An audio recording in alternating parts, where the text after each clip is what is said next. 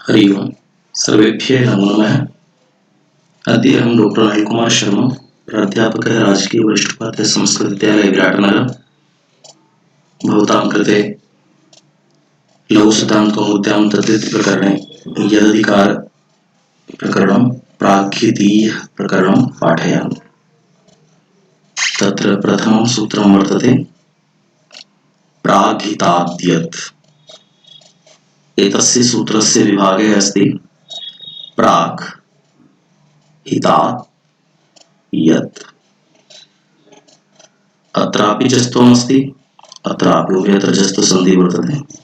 अधिकारसूत्रमिदं प्राक् इति अव्ययं पदं, हितात् इति पञ्चम्यन्तं, यत् इति प्रथमान्तम्। कियत् अधिकारः तत्र उच्यते तस्मै हितम्। एकं सूत्रमस्ति इत्यतः प्राक् यदधिक्रियते, अर्थात् तस्मै हितम् इति सूत्रपर्यन्तं यत् इत्यस्य अधिकारः अस्ति। अग्रे तद्वहति रथयुगप्रासङ्गम्। तद्वहति रथयुगप्रासङ्गम्। तद् एकं पदं, वहति इति द्वितीयं पदं, रथयुगप्रासङ्गम् इति तृतीयं पदम्। तदिति द्वितीयान्तमस्ति अत्र। वहति इति वह प्रापणे धातु लटि प्रथम पुरुषैकवचने रूपम्।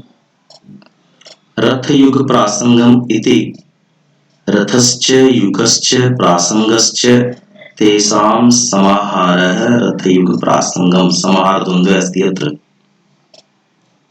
इदं विधिसूत्रं वर्तते।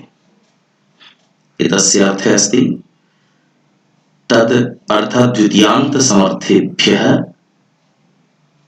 रथयुगप्रासङ्ग इति शब्देभ्यः त्रयः शब्दाः सन्ति। रथशब्दः, युगशब्दः, प्रासङ्गशब्दः। तेभ्यः शब्देभ्यः वहति इत्यर्थे यत् प्रत्ययः स्यात् इति अर्थः। उदाहरणानि पश्यामः। रथं वहति रथ्यः, युगं वहति युग्यः, प्रासङ्गं वहति प्रासङ्ग्यः। एतेषां त्रयाणां सिद्धिं पश्यामः, सिद्धिं कुर्मः। रथं वहति इत्यर्थे रथ अम् इत्यस्मात् प्राग्हिताद्यत् इत्यधिकारे तद्वहति रथयुगप्रासङ्गम् इति यत् प्रत्यये अनुबन्धलोपे रथ अम् य इति जाते यस्येति च इति अकारस्य लोपे। पूर्वं तु रथ अम् ये इति अम् प्रातिपदिक संज्ञा प्रातिपदिकत्वात् सुप्लो धातु प्रातिपदिको सुप्लुक रथ ये थकारोत्तरवर्ती अकारस्य भयसंज्ञा द्वारा ये जीवम द्वारा भयसंज्ञा ये बीज द्वारा अकार लोपे स्वादिकार्य करणेन रथ्ये। एवमेव युगं वहति इत्यर्थे युग अम् इत्यस्मात् यत् प्रत्यये तद्वहति रथयुगप्रासङ्गम् इति सूत्रेण प्रातिपदिकत्वात् सुब्लुकी महत्वात् अकार लोपे युग्यः स्वादिकार्य करणेन युग्यः इति। प्रासङ्गं वहति इत्यर्थे प्रासङ्ग अम् इत्यस्मात् तद्वहति रथयुगप्रासङ्गम् इति यत् प्रत्यये अनुबन्धलोपे सुपो धातु प्रातिपदिकयो इति पूर्ववत् सुब्लुकी अम् इत्यस्य लुकी ये शिवम द्वारा भयसंज्ञा यस्येति च द्वारा अकारस्य लोपे। त्रयाणां सिद्धिः समाना एव अस्ति। एकस्य ज्ञानं भवति तर्हि त्रयाणां ज्ञानं सुखेन कर्तुं शक्यते। स्वादिकार्ये प्रासङ्गे इति रूपं सिद्धं भवति। यत् प्रत्यये यत् कृत नास्ति अतः कुत्रापि आदिवृद्धिः न भविष्यति। पुनः सूत्रं वर्तते धुरो यड्ढकौ। धुरः एकं पदं, यड्ढकौ इति द्वितीयं पदम्। धुरः उत्तरसन्धिः अस्ति अत्र। यत् च ढक् च, यड्ढकौ, यत् ढकौ, यत् च ढक् च। अत्र यत् तय स्थाने तय भवति पूर्वं पुनः ष्टुत्वं भवति ष्टुनाष्टु द्वारा। यड्ढकौ इति शब्दः भवति। तो यत् च ढक च तौ यत् ढकौ इतरेतरद्वन्द्वे अस्ति। एतदपि विधिसूत्रम्। यतो हि धुर् शब्दात् यत् प्रत्ययं ढक् प्रत्ययं च करोति एतत् सूत्रम्। अत्र अर्थः स्पष्टः अस्ति। द्वितीयान्तात् धुर् शब्दात् वहति इत्यर्थे यत् ढक् च प्रत्ययो भवति। यत् प्रत्यये धुर्ये इति रूपं भवति, ढक् प्रत्यये धौर्ये इति रूपं भवति। हलिच इति दीर्घे प्राप्ते अग्रे निषेधक सूत्रम् आगच्छति दीर्घं वारयितुं। न भकुर्छुराम्, न भकुर्छुराम्, एकं न पदमस्ति, द्वितीयं पदं भकुर्छुराम् इति अस्ति। एकं पदं न इति अव्ययं, भकुर्छुराम् इति इतरेतरद्वन्द्वे अस्ति। भैच कुर्च छुर्च, भैच कुर्च छुर्च भकुर्छुरः तेषां भकुर्छुराम्। अत्र इतरेतरद्वन्द्वे अस्ति। भैच कुर्च छुर्च भकुर्छुरः तेषां भकुर्छुराम् इतरेतरद्वन्द्वे। किं करोति? भस्य अर्थात् भय संज्ञकस्य कुरुछुरोः, कुरुछुर अनयोः उपधायाः दीर्घः न स्यात्। उपधायाः उकारस्य दीर्घः न भविष्यति। ह्रस्वोकारस्य उपधाभूतस्य दीर्घ ऊकारः न भविष्यति। धुर्यः धौरेयः इति उदाहरणद्वयम् अस्य सूत्रस्य अस्ति। धुर्यः धुरं वहति।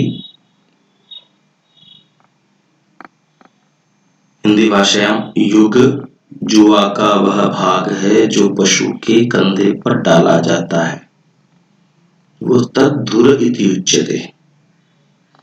इत्यर्थे धुर अम इत्यस्मात् धुरो यत् ढकौ इति यत् प्रत्यय अनुबन्धलोपे धुर अम ये इति जाते कृत अतिथि समासाश्च इति प्रातिपदिक संज्ञा सुपो धातु प्रातिपदिकयो इति अम्लुकी अमिति सुपस्ति। धुर्ये अस्यां परिस्थितौ हलिच इति सूत्रेण रेफस्य उपधा दीर्घे प्राप्ते।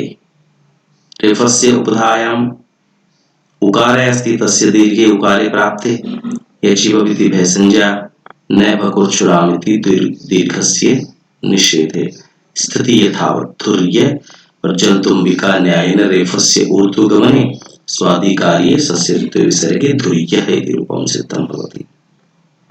तथैव ढक् प्रत्यये धौरेयः धुरं वहति इत्यर्थे धुर अम् इत्यस्मात् धुरो यत् ढकौ इति ढक् प्रत्यये अनुबंध लोपे धुर अम् ढ इति जाते प्रातिपदिकत्वात् सुपो धातु प्रातिपदिकयो इति सूत्रेण सुप्लुकी किति च ढक् प्रत्ययः कित् अस्ति, अतः किति तदिते परे आदिवृद्धि भवति।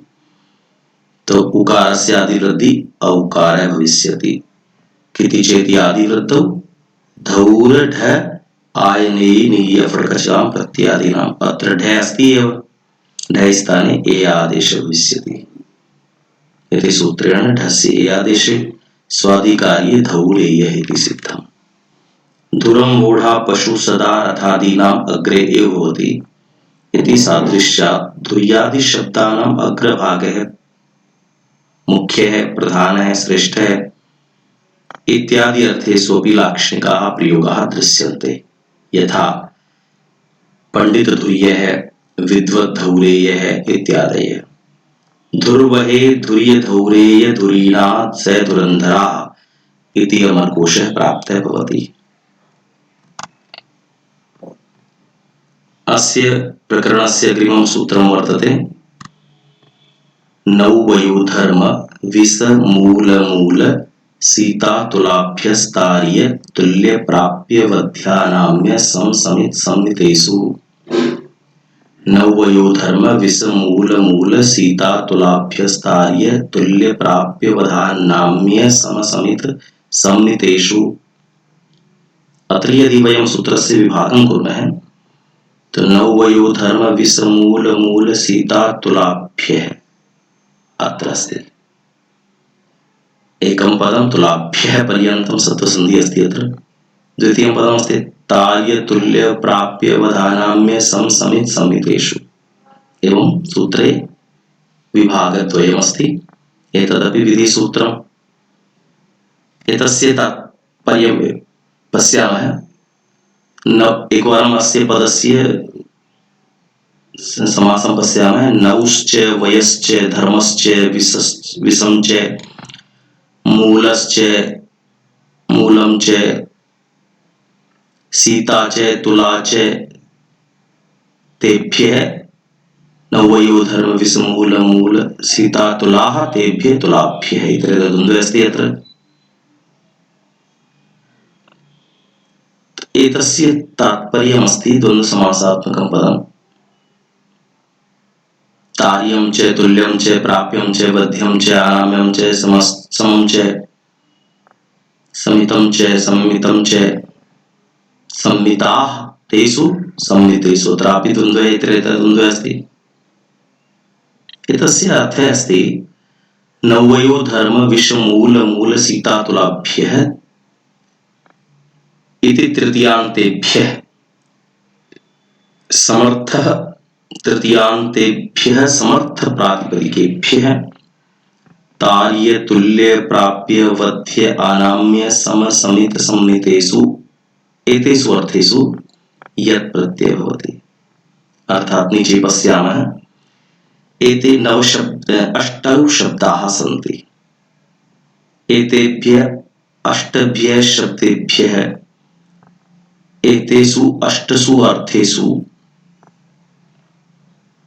यत् प्रत्ययः भवति सूत्रेण। तो नौका अस्ति। तार्य अर्थे नावातार्यं यत् प्रत्यय नाव्यं। वयस् आयु भवति। वयसा तुल्यः यत् प्रत्यय वयस्यः। धर्म प्राप्य धर्मेण प्राप्यं यत् प्रत्यय धर्म्यं। विषेण वध्यः विषे यत् प्रत्यय विषयः।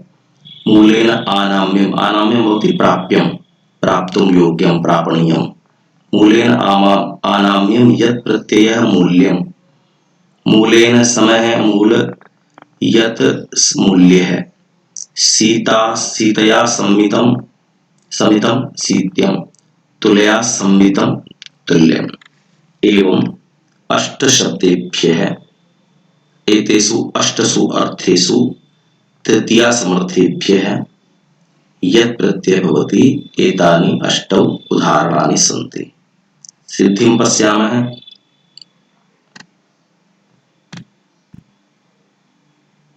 नावातार्यमित्यर्थे नाव्यं जलं। नौटा इत्यस्मात् नवयो धर्म इति अदिना सूत्रेण तार्य इत्यर्थे यत् प्रत्यय प्रातिपदिकत्वात् टा इत्यस्य सुप्लुकि वान्तो हि प्रत्यय उकारस्य आवादेशे नाव्य स्वादिकार्ये नाव्यमिति। नाव्यं त्रिलिंगं नौतार्यम् इत्यमरः। वयसा तुल्यः इत्यर्थे अर्थः समवयस्क मित्रं वयस्यः भवति। वयस्टा इत्यस्मात् तुल्यार्थे नवयो धर्म इत्यादिना यत् प्रत्यय अनुबन्धलोपे सुपो धातु प्रातिपदिकयो इति सुब्लुकि स्वादिकारी वयस्य इति रूपं सिद्धम्। धर्मेण प्राप्यं सुखं स्वर्गादिकं वा इत्यर्थे धर्मटा इत्यस्मात् नवयो धर्म इत्यादिना सूत्रेण यत् प्रत्यय अनुबन्धलोपे यः शेषः भवति। धर्म टाय प्रातिपदिकत्वात् सुब्लुकि सुपो धातु इत्यादिना सूत्रेण यचिवं द्वारा भयसंजय यस्येति च द्वारा आकार लोपे स्वादिकार्यकरणेन धर्म्यमिति रूपं सिद्धं भवति। विषेण वध्यः विषयः अर्थात् वध योग्यः। विष द्वारा वध योग्यः विषयः भवति इत्यर्थे विषटा इत्यस्मात् नवयो धर्म इत्यादिना सूत्रेण यत् प्रत्यय अनुबन्धलोपे कृतति समासस्य प्रातिपदिक संज्ञा सुपो धातु प्रातिपदिको इति सुब्लुकि यचिवं द्वारा भयसंजय यस्येति च द्वारा आकार लोपे पूर्ववत् स्वादिकार्यकरणेन सस्य रूपे विसर्गे विषयः इति रूपं सिद्धं भवति। मूलेन आनाम्यं मूल्यम्। आनाम्यम् इत्युक्ते अभिभवनीयम् अर्थात् प्राप्तुं योग्यः लाभः। इत्यर्थे मूलटा इत्यस्मात् नवयो धर्म इत्यादिना यत् प्रत्यये अनुबंधलोपे कृतदिसमासश्चेति प्रातिपदिक संज्ञायां सुपो धातु प्रातिपदिको इति सुब्लोकी मूल्य यजीवम द्वारा वह संज्ञा यस्यति च द्वारा आकार लोपे मूल्य स्वादिकारी मूल्यम नपुंसकलिंगे सिद्धम भवति। मूल्य है, मूलेन समय मूल्य है, मूल अर्थात स्व उपादान कारण तंतु आदि द्वारा तंत्वादिना सदृश पटादि पदार्थ मूल्य भवति। इत्यर्थे मूलटा इत्यस्मात् यत् प्रत्यय भवति नवयो धर्म द्वारा तस्य अनुबंधलोपे प्रातिपदिकत्वा सुपो धातु इति सुब्लुकी टा इत्यस्य लुकी यजीवम द्वारा वह संज्ञा यस्य इति च द्वारा आकार लोपे स्वादिकार्ये पुल्लिंगे सस्य ऋत्व विसर्गे मूल्य इति रूपं सिद्धं भवति। सीत्यं क्षेत्रं सीतया सीता भवति हलस्य अग्रभागः हलाग्रम तो सीतया समितं हलाग्रेण समकृतं क्षेत्रं हल द्वारा समानम् उच्चावच भूमि अस्ति तस्य समान समीकृतम् अस्ति तदुच्यते सीत्यं। हल जोता हुआ क्षेत्रम हिंदी भाषायां खेत इति उच्यते। इत्यर्थे यत् प्रत्यय नवयो धर्म द्वारा अनुबंधलोपे प्रातिपदिकत्वा सुप्लुकी यजीवम द्वारा वह संज्ञा यस्य इति च द्वारा सीता इति आकार लोपे स्वादिकार्ये सीत्यम इति रूपम्। सीता लांगल पद्धति इति अमरः सीता लांगल पद्धति सीताया पर्यायवाची अस्ति। तुल्यं तुलया संमितं तुला इति हिंदी भाषायां तराजू भवति तराजू द्वारा परिच्छिन्न है तोलित है। तुलाटा इत्यस्मात् संमितार्थे नवयो धर्म इत्यादिना यत् प्रत्यय अनुबंधलोपे प्रातिपदिकत्वा सुब्लुकी भत्वात् आकार लोपे तुला शब्दस्य आकारस्य लोपे स्वादिकार्य करणेन तुल्यमिति रूपं सिद्धं भवति। एवं अष्टरूपाणां सिद्धि संजाता। अस्य प्रकरणस्य अग्रिमं सूत्रं वर्तते तत्र साधु तत्र साधु एतदपि विधिसूत्रं। तत्र इति सप्तम्यन्तं पदमस्ति साधु इति प्रथमान्तं पदमस्ति। त्रल प्रत्ययान्तं पदमिदम् अव्ययम् त्रलन्तम् अव्ययानि भवन्ति। को अर्थः तत्र इति सप्तमी सप्तम्यास्त्रल भवति अतः सप्तमी समर्थात् साधु इत्यर्थे यत् प्रत्यय स्यात् इत्यर्थे। यथा अग्रे साधु अग्रे है सामसु साधु सामान्यः ये च भाव कर्मणो इति प्रकृति भाव भवति अत्र सामान्यः कर्मण्य इत्यत्र कर्मणि साधु कर्मण्यः शरणे साधु शरण्यः एवं उदाहरणानि सेत्स्यन्ति। प्रथमं पश्यामः अग्रे है अग्रे साधु अर्थात प्रवीण है अर्थात योग्य है वा इत्यर्थे अग्रणी इत्यस्मात् तत्र साधु इति सूत्रेण यत् प्रत्यय अनुबंधलोपे कृतदि समासश्चेति सूत्रेण प्रातिपदिक संज्ञायां सुपो धातु प्रातिपदिकयो इति सुब्लोकी अत्र सुप् किमस्ति ङी इति अस्ति एतस्य लोकी यजीवं द्वारा वह संज्ञायां यस्य इति च द्वारा अकारस्य अग्र इति गकारोत्तरवर्ती अकार है तस्य लोपे हलन्त भवति तर्हि स्वादिकारी करणेन अग्रे इति रूपं सिद्धं भवति। सामान्यः सामसु साधु साम भवति साममन्त्राणि मंत्राः तो साम मंत्रगाने यः साधु अस्ति दक्षः अस्ति प्रवीणः अस्ति स सामान्यः भवति। सामगाने दक्षः प्रवीणः कुशलः इत्यर्थे सामन् सुप् इत्यस्मात् तत्र साधु इति यत् प्रत्यय अनुबंधलोपे कृतदि समासश्चेति प्रातिपदिक संज्ञायां सुपो धातु प्रातिपदिको इति सुब्लोकी अत्र सुप् किमस्ति सुप् सप्तमी बहुवचने सुप् प्रत्यागच्छति स एव सुप् अस्ति तो सामन् य इति जाते यजीवम् इति भय संज्ञायां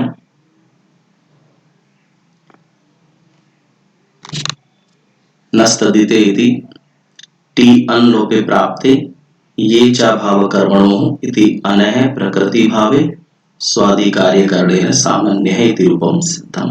अत्र आगतमस्ति ये च अभावकर्मणो भावकर्म नास्ति तदा प्रकृतिभावः भवति इति।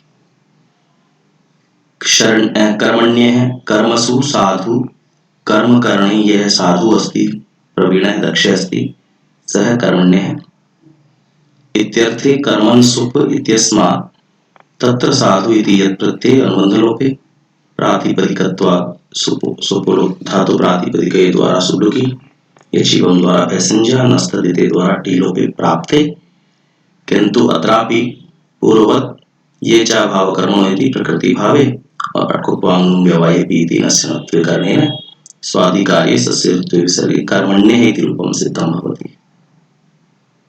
एतस्य अन्तिमम् उदाहरणमस्ति शरण्यः। शरणे अर्थात् रक्षणे साधु अस्ति इत्यर्थे अत्रापि यत् प्रत्यये तत्र साधु इति सूत्रेण अनुबन्धलोपे यचिवं द्वारा पैसेंजर यस्य इति च द्वारा कारणलोपे स्वादिकार्ये शरण्ये इति रूपं सिद्धमस्ति। अस्य प्रकरणस्य अन्तिमं सूत्रमस्ति सभायाः यः। एकं पदं तु अस्ति सभायाः, द्वितीयं पदमस्ति यः इति। वस्तुतः अत्र सप्तम्यन्तमेव अस्ति एतत्, किन्तु सूत्रः षष्ठ्यन्तः दृश्यते। विधिसूत्रमिदं सभायाः यः विसर्गलोपः अस्ति अत्र सभ्यः।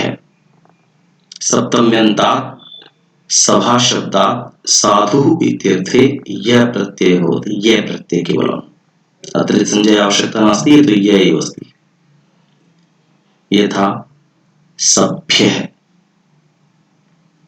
सभायां साधु, यः सभायां प्रवीणः अस्ति, दक्षः कुशलः निपुणः अस्ति, सः भवति सभ्यः इत्यर्थे। सभायां साधु इत्यर्थे सभांगी इत्यस्मात् साधुरर्थे सभाया यः इति सूत्रेण यः प्रत्यये यचिवं द्वारा पैसेंजर यस्य इति च द्वारा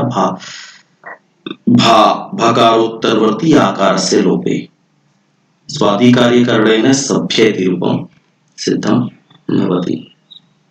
अस्तु, भवद्भ्यः सर्वेभ्यः नमो नमः। पुनः अग्रिमं प्रकरणं स्वीकृत्य आगच्छामि।